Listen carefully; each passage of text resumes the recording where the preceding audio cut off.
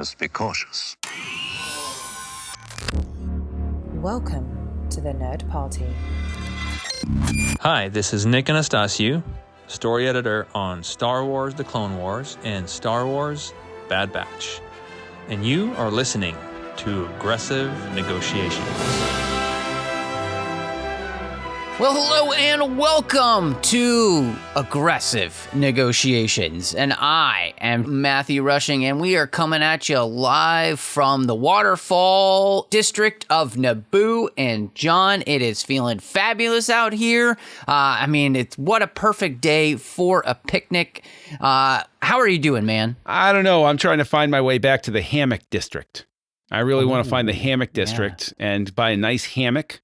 And then basically get a good vantage point to watch what I think is going to be quite the rumble between the battle droids and the Gungans, and just sort of like set up there, get a nice, I'll tell you what, should I be looking for the Star Wars equivalent of a mint julep or an Arnold Palmer? Which one of those two should I be going for? I don't know. As Nick Bargatze would say, what's it like to have two trees that close together? So you and your hammock privilege. But anyway, before we get further off track, you can find us wherever you get your podcasts. We would love it if you go over to Apple Podcasts, give us a star rating and review. We'd really appreciate it. It's been a while since we've had one of those, and we could also interact with you on social media. We would love that. At the Jedi Masters on X Twitter, as well as at Join Nerd Party on Twitter for the entire network. You can also find us on Facebook at facebook.com/The Nerd Party. You can also find us online at thenerdparty.com, as well as Instagram at The Nerd Party. So, John, I have a surprise topic for you. I sent you a image that you were like, okay. And I was like, don't worry. There's a reason for me sending you this image of all of these Jedi in kind of like cartoon-like form. And the reason is this. So, the new series, The Acolyte, has come out, and one of the things that's interesting about The Acolyte is that all of the Jedi seem to basically wear the same robes. They all pretty much have basically the same robes, maybe a slight variation here and there, but mostly they all seem to go to the same tailor. There's not a lot of variations in their look, which is interesting. And yet, when we get to the prequel era, one of the things that we notice is that there is quite a bit of variation in the Star Wars Jedi robe business. It's almost as if the tailor at the Jedi Order just started having people come in a bit like they were going to choose their wands and had to, through the Force, find the right outfit for that Jedi. And so, one, I just wanted to ask you, why do you think, that was facetious, of course, but why do you think fashion changed for the Jedi in this way where it does seem to be much more individualistic? First off, I want to say that this is a treat that we're having our very first fashion show here on Aggressive Negotiations. Fashion show. We've known each other for so many temple. years, and we've never discussed fashion quite like this. So I'm thrilled because I'm a fashion aficionado, I like that. Aficionado. There we go. With a particular focus on boots. Jedi boots have always been a thing for me. It's weird. I can't explain it. There's a lot of variations to those too. Yes, there are. And I will say special shout out to Qui-Gon's boots. Always enjoyed them a great deal. So your point's very valid. What could possibly have changed? Because the thing is, I don't want to turn this into, it should be this or it should be that. There is a possibility here. If I lay over, now the Acolyte series as we record this hasn't finished. I would offer this, that what's possible is that if I try to construct a headcanon reason for it, is that the Jedi used to have more uniform dress. Uniform dress for uniforms. Yes. Yes. Basically to be more reflective of a more strict order a strict style or something like that, where it's like it was more strict. Whereas by the time we get to the prequel era, of course, we have more individual expression. Maybe it shows that the Order has decided to loosen up a little bit and say, express yourself, give tribute to your culture and your heritage. Yourself. Yeah, basically. But, sometimes the robes are specifically in the prequel era.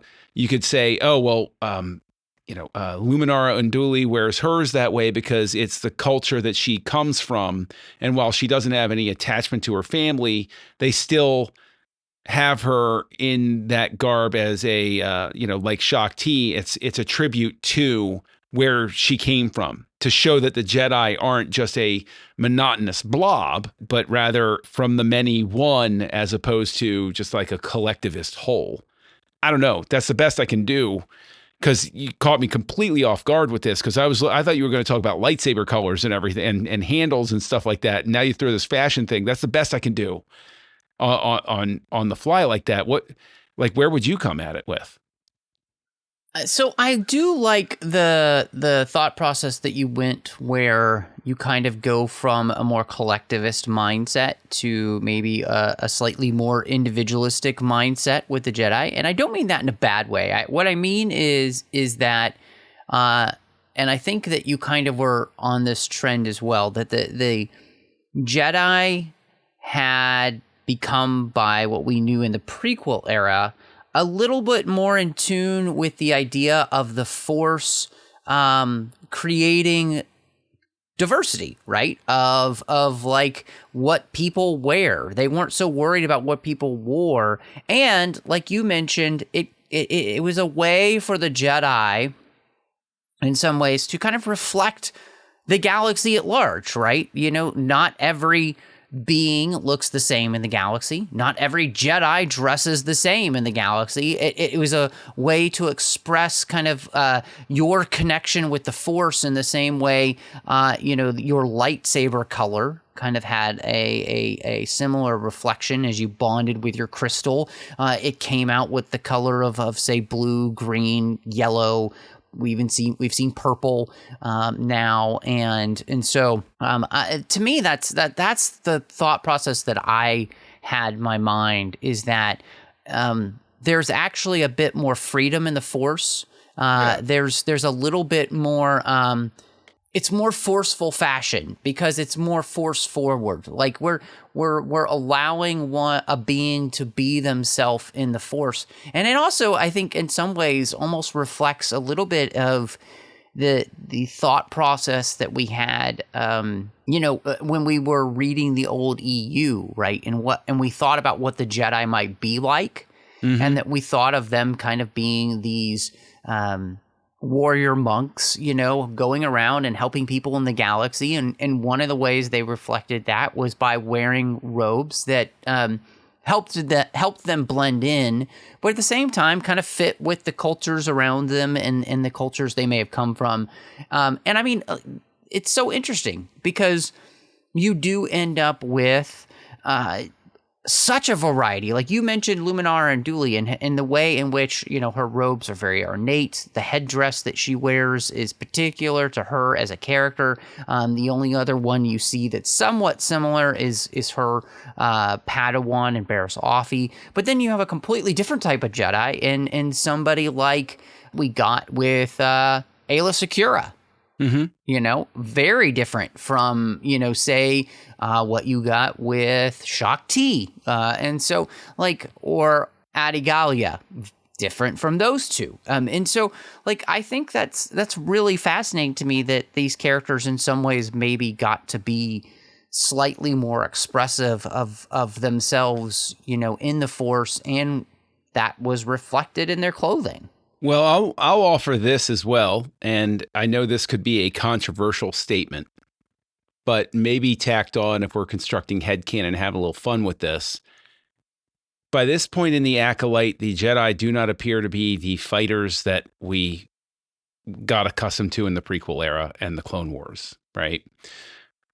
I'm offering that as a ginger criticism because people have fixated on it, and I'm merely saying that in a playful way, maybe what we're finding out is that additionally the robes changed so that maybe after this, the Jedi realize we need to be able to throw down when push comes to shove.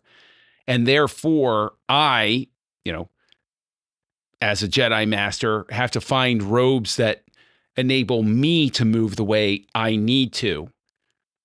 And these uniform robes maybe didn't help the Jedi. Everybody has a different fighting style. Everybody has a different body type. Everybody has a different connection. So maybe it is even a step further where it's like, you might run into trouble on the road.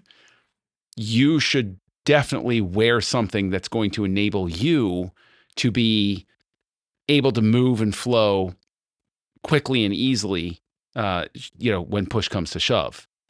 And maybe these current robes, now I go off in the funny way. If anybody watched Seinfeld, where you start having the discussion of, when Costanza comes in and he's like, you should really be wearing cotton. Look at that. It's breathable. It stretches. And then the Yankees wash their uniforms and they all shrink and then they can't move and stuff like that. Well, I did, say this facetiously earlier, but in some ways I do think that there is maybe something more to the idea of a Jedi almost going to an Ollivanders, but the Jedi tailor, and I mean, because come on, you see Quinlan Voss, who's like every level of dude bro Jedi you could see, right? He's got the sleeveless look, he's super cool. He's got the awesome dreadlocks and everything, and it's like, that's his look, man. He's hip. He's cool with it. Whatever's going to happen, it's going to happen, man. He feels like he just walked out of a, Jimmy Buffett, you know what I'm saying? Concert. He looks like he smells like he walked out of a Jimmy Buffett concert. Yes, he does. But, he does. Which is not a knock on anybody that went to a Jimmy Buffett concert. I've been to one too. Wink, wink. We've all been through this. But but the thing is, now I'm sort of like going down that Robot Chicken Star Wars detour sort of thing, where with what you're saying, it's like, was there like a Jedi fashion season every year or two where like the tailor would be down there and like debuting new fashions and new styles and stuff like that? And maybe what we see is between High Republic and the prequel era, like after this period, they were like, we need something fresh. We need something new. So they like hire somebody to come in who isn't a Jedi and like, come on, let's make it sing. And, and they have somebody like, Mugatu from Zoolander or something like that, where it's like, we're going to make these Jedi work and you have like a whole runway. Like I could actually see this bit being like, you cap it off with like Yoda rocking the classic look. But this year it's Sans Belt. Right. It's the beltless trench coat sort of look for him. And so you have like this whole fashion show sort of thing. Like, I'm on board with this. I want somebody to put that together where it's like we see the transition of the robes and it's just the new fashion scene busts into the temple. But, you mentioned the robes helping them blend in when they go out into the world. And I'd say that's actually something that's very, very insightful, because when Qui-Gon goes out into the world, he throws the covering on, but he ditches the cloak, but he's not changed his clothes really. He looks like anybody on the street. Whereas in this era, what we're seeing, the Jedi could not blend in for love or money. They stick out like a sore thumb. And so, that's easily, that you could easily headcanon that into existence as well. I mean, I love the idea that every year they have basically Project Runway, at the Jedi Temple. And, it just works. You've got your Tim Gunn Jedi just being like, make it work, and you've got the Jedi fashionistas that are, trying to come up with the newest look for that year. before BBY, You could even have a Jedi, and like what they do is they meditate for like months at a time. Yes, exactly. This year's fabric will be Yeah. Kashyyykian silk, right? And it's like it becomes the new rage. Yes. See, I love it. Well, yes. So I do think it is interesting, though, and of course this is a fun, just kind of silly conversation, but I love that in many ways there is a semblance of similarity to a lot of these Jedi, uniforms and robes from the prequel era. And yet again, there was this freedom to really accentuate the character through the clothing that they wore. And it told you something about the character the moment they came on screen. And I think that's one of the things that's actually really helpful about this era as well. When you were having so many Jedi that we were meeting, especially when you get to the Clone Wars, their robes did tell you something about them. We're making fun of Quinlan Vos, but the moment you saw him come on screen, he wasn't just a comic anymore, and he felt like that character you saw in the comic, and then his personality with the voice matched that all.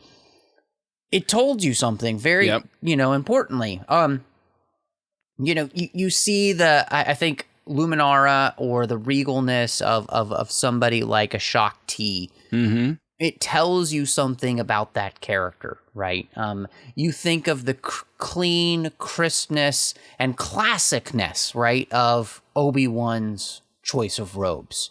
The color palette, always looking impeccable. There's something about that tells you. Anakin, you've got the darker, moodier look. I mean, well, yeah, he's got leather. Because right. Yes. I think what you're really honing in on there, and again, I'm gonna couch this as non-critically as possible sort of thing. But I think what it is we were very spoiled as well with I think she's a Scottish costume designer, Trisha Bigar. Oh, yes, yeah, yeah. She was I believe you're on the right track there. Yeah. Yeah, she was the costume designer for the prequels. And I think that it's definitely a conscious decision in the Acolyte from the costumer to have everybody in this sameness. There's a little variance here and there, but there's this sameness to the way everybody looks. Whereas Bigar had what you're talking about. It wasn't just the Jedi, but it was every single character. Amidala walks on screen and you looked at her and you went, regal. I see the cultural influence. I see where you went with this. I know the core of this character based on what she looks, because film is a visual medium. Right. I think what we miss with the Acolyte's costuming choices, and they are choices, and they work this way, they work that way, they may be saying something, but the difficulty with the choices that they've made is the fact that, what you're getting at, I can look at a Jedi in the prequels or in Clone Wars even, and I can say, I can size up that character. I can look at Pong Krell, and I can immediately see him, and his costuming itself is like, there's something about this guy that isn't settling right with me. It looks a little too militaristic, menacing, the way he wears his clothes. And I honestly think that the costuming is making it a little bit of a challenge to have as much distinction between the Jedi character types at a glance. Mm-hmm. And as I'm getting to know these characters, I don't have an easy visual shorthand. Like you said, when I look at Anakin, if I've never met him before, but I see Obi-Wan and then I see Anakin, Anakin's dressed a little darker, a little edgier. He looks a little more imposing. That's odd because, Obi-Wan is very warm earth tones. He's Right. very approachable looking. Whereas if I saw Anakin in his outfit walking down, I'm like, this guy seems like he's a little bit, might have a few anger. Like literally, there's a darkness enveloping him. Yes, exactly. And exactly. I think that's the difficulty with the Acolyte's, costuming choices is I can't tell at a glance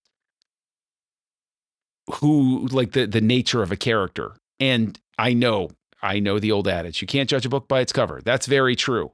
But film is a visual medium, and you got to give me every crutch possible for me to be able to sit down and say, that guy's that guy. I mean, look at as the joke goes right now, Darth Teeth. That character shows up and I go, evil, bad, creepy, horror show. I need that for everybody. I need to be able to tell at a glance for everybody how that is working. Yeah. That's my take on it, at least. No, I agree. I mean, I think, you immediately know that Smilo Ren is no good, and to credit a friend of ours, he knows who he is. He's listening to the show. We appreciate you, buddy. Yes, you just got a shout out there. But, I do think that there is something incredibly, I mean, you even just think about that, though. I'm thinking back to when you see the scene in the Attack of the Clones, right? And you have all of these Jedi in the arena, and each one of them kind of has this distinctive look. It's not just that they're different aliens, but they have these different robe choices and everything. And so when you see them, they do look distinct from everybody else. And therefore, you're not confused at who you're looking at. But again, like, you also get a sense of who they are. I mean, and it's helped by even just the quick moment. Like, I think of having Kit Fisto, right? And he's got these wonderful earth tone robes, and then he gives you that big smile. And it just seems like, okay, basically you get the sense of, okay, this character is like Obi-Wan Kenobi, but maybe a little more loose, right? Just from the quick look that you get from him. And so, I think you made a great point. Don't let this go to your head. But it's one of those things where it goes to show you that every single choice that you make in the visual medium is meant to try to tell you something about the characters that can be difficult to do if you just basically said, well, this dude is this, and this dude is this, right? And so when you don't have any differentiation and you have a sameness, you kind of end up in the place where almost everybody just kind of feels a little bit more like a stormtrooper, than somebody distinct.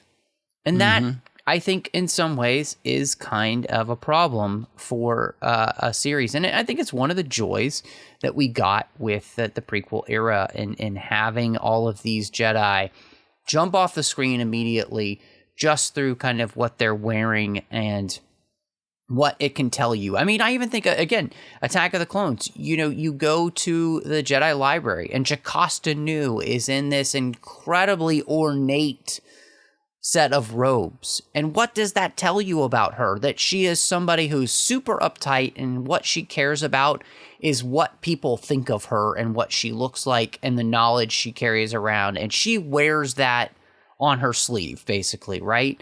I mean, it's just an incredibly interesting thing to see. Whereas you get the other side, you've got Master Yoda, who's in the most blasé robes possible. It looks like the dude wears pajamas all day and is completely comfortable, couldn't care less what people think about what he looks like. The thing is, the way you phrase that reminds me of, I think it was the last episode of Cheers ever. Classic sitcom, if anybody wants to watch it. Went out while it was still going strong. God bless it. It's one of the best shows that was ever on television. Where Cliff Clavin, the know-it-all character, is having a discussion about what made the great philosophers great thinkers, and he said it was comfortable shoes. And so that sort of and somebody like throws somebody out there and he's like, well, barefoot. And look at that. One of the great thinkers. And it's like Yoda's the same way. He's in pajamas and barefoot. No wonder he's so great. He's absolutely chill. But you're right. Look, we're both astute enough to know that Yoda's costume stems from necessity as much as anything else, because we saw the outtakes where they actually put the hood over his ears, and it was like, oh, thank goodness they didn't go with that. In fact, I think, isn't it the Tartakovsky one where they have him on Ilum and he has his hood up, but his ears are still out of the hood? I believe you're right. And so, yes, they didn't even try to get around that in that type of animation because, yes, they realized that would be ridiculous looking. Well, Yoda would have to tie his ears back like a ponytail. And I don't know if that would okay, hold on. I'm seeing some possibilities here. That's fine. But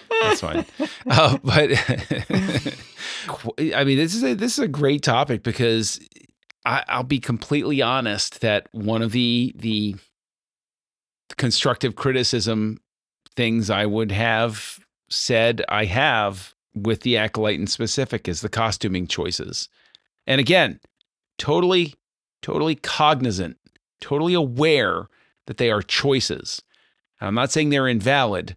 I'm saying that they don't necessarily work for yours truly. And I think this conversation sort of gets at why I'm struggling with it. I think that their choice definitely hits different for me. And I think that, like you said, I think they're doing it on purpose. I think it's meant for a reason. I think they're trying to tell us something just about the Jedi Order in general in that time period and all. But I do think that it kind of hamstrings them in a way that's somewhat sad because it takes away an opportunity to truly tell you something about a character very quickly just by what they're wearing. And then they have to find another way to try to do that. And that can be difficult when, you only have so much time. Yes, you got 8 episodes in a series, but that can be a difficult thing to do. And to find time to really give you those little intricacies. I mean, you see the Bad Batch, right? And immediately, just from their original armor, it tells you something about that character.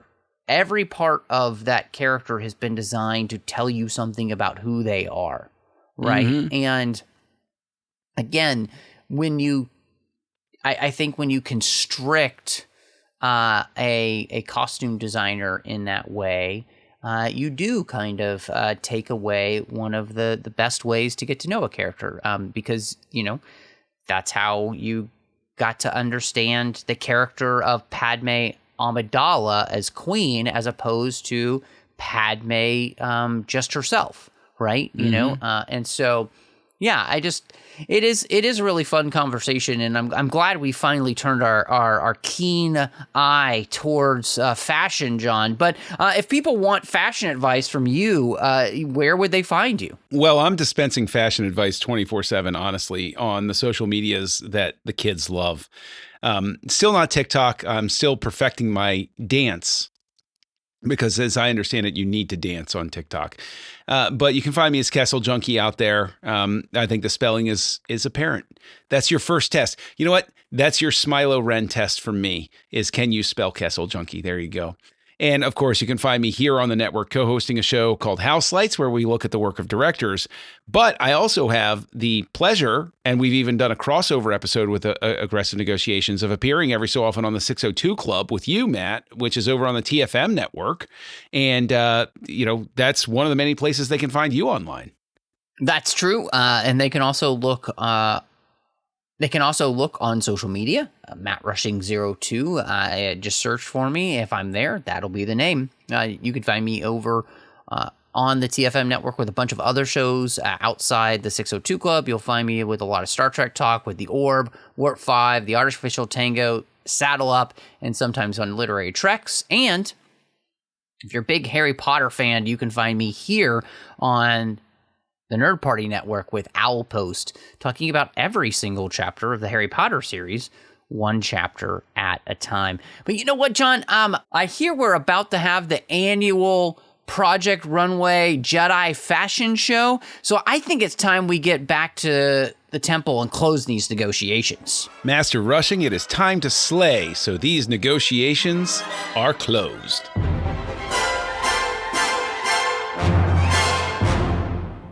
Join the revolution. Join the Nerd Party.